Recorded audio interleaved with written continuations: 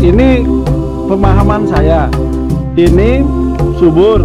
Jadi di sini saya tahan seperti pipa. Jadi dia ke sini tidak ada nutrisi yang turun, dia akan muncul ke sini. Yang di sini, Pak. Oh, ini. Jadi kurang nutrisinya. Nah, jadi nutrisinya di atas berlebihan. Nah, muncul lagi pesu tunas lagi. Ya. Jadi semakin banyak sulur yang turun. Ini kali 4 nih ada telung dasi 4 kali. Ya, maksud gini. Ini pasti rata-rata ini 1 2 3 4 pesu. Nah, pesu. Keluar bunga dan berbuah. Nah, kalau petani konvensional dia tuh cuman satu pohon kan isi cuman 1. Ya. Ini cuman 1. 2 meter 4 Bang, Jaya, Pak. Ya kalau dulu kan nah kalau ini cara di tanah, cara amoni. Ini kurang hari nih. Ini hampir 1 hektar. Nah, artinya berapa hari nih? Ini 2 hari kurang. 2 hari. Tapi kalau zaman dulu ini 2 hektar. Hampir ya. 1 hektar lah. Itu keliling. Kalau ini saya punya sistem pakai troli. Jadi kita duduk dengan kopi, tinggal mundur. Ada musik lagi. Komplit. Apa tuh musik semua. Pakai lampu saya. Lampu. Ada apa? Hebat. Ini pakai ada musik di Pramo ngomel semang-semangan ini. Ada Pramo ya. Om Swastiastu gitu aja Pak di Pramonya di sini. Terus katanya apa namanya untuk komunikasi. Sabar. Jadi kalau saya setelkan musik ya mungkin ini Ya. Ada frekuensi yang buat dia menjadi tenang. Begitu ya? Ya. Nah, jadi selain selaku petani penili sekarang, petani penili dadakan. Dadakan, korban COVID. Nah, gimana kok bisa sampai nanam penili, nanam macam-macam lah, duren dan sebagainya gitu. Iya, terima kasih Pak Camat. Awalnya ini kan perjalanan hidup. Jadi saya asli orang pariwisata, saya dari tahun 91. Saya seorang tukang masak. Tukang masak, akhirnya punya kesempatan meniti karir di luar, akhirnya sudah pulang sebagai pengajar juga, instruktur masak. Setelah begitu akhirnya kembali ke sarang juga, kembali ke sarang. Jadi di rumah sepertinya saya punya aset yang lumayan kita sebagai petani. Kebun banyak. Ya kebun bukan banyak tapi keinginan mungkin darah petani gitu.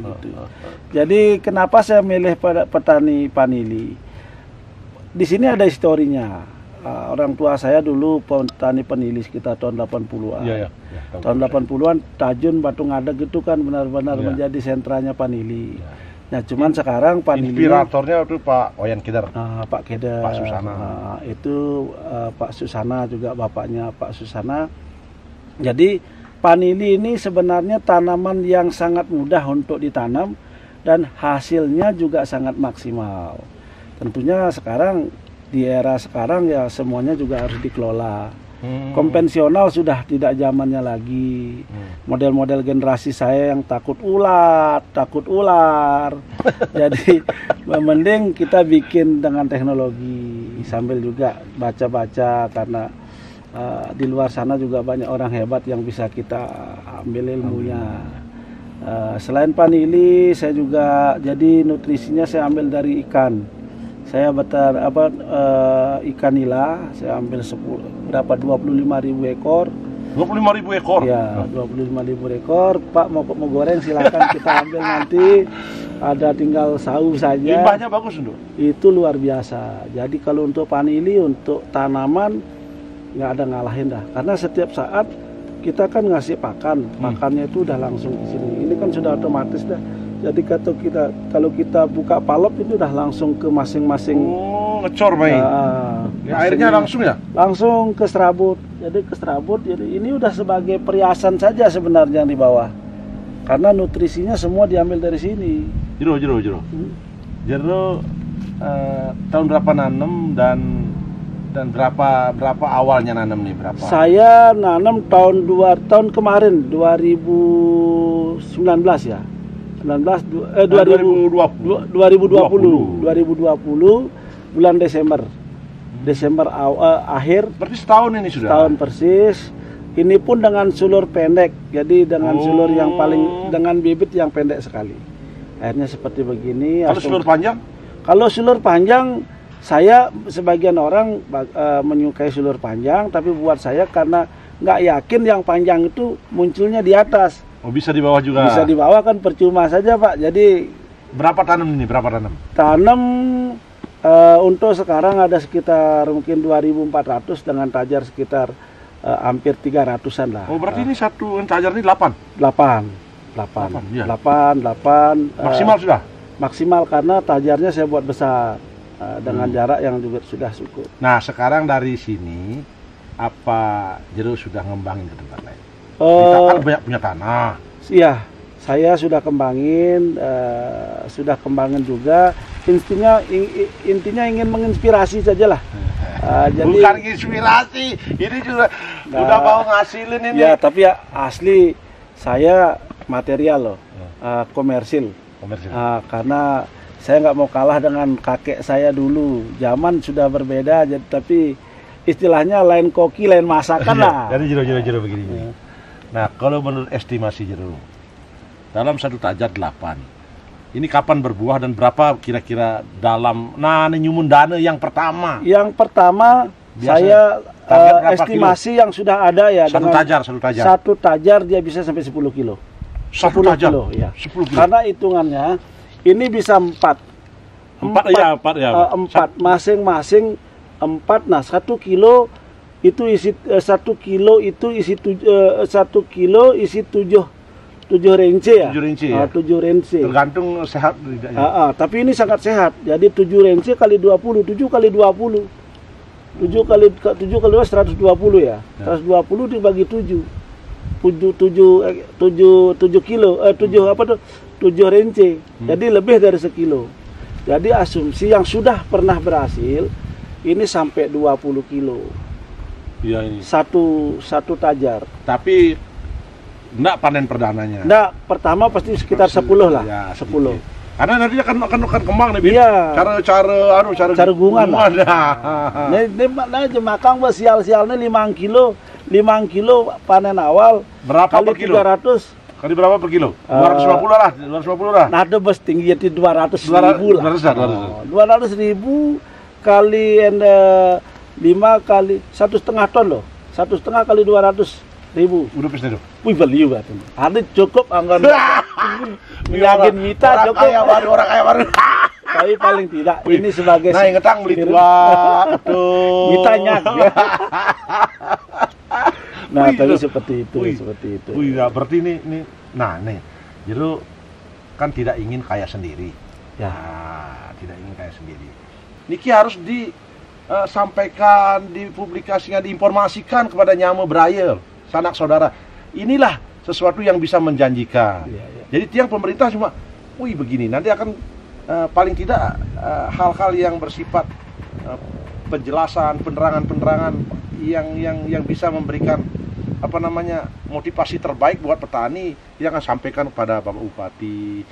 Jadi teman-teman yang membidangi, dinas yang membidangi apa pangsa pasarnya bisa bagus, menjanjikan dan sebagainya.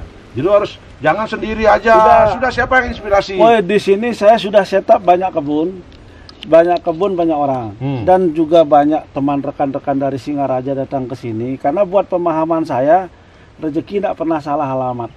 Jadi saya samakan, pokoknya duplikat ini, kamu nggak bakalan gagal, dan kembangkan duplikat, kembangkan itu aja.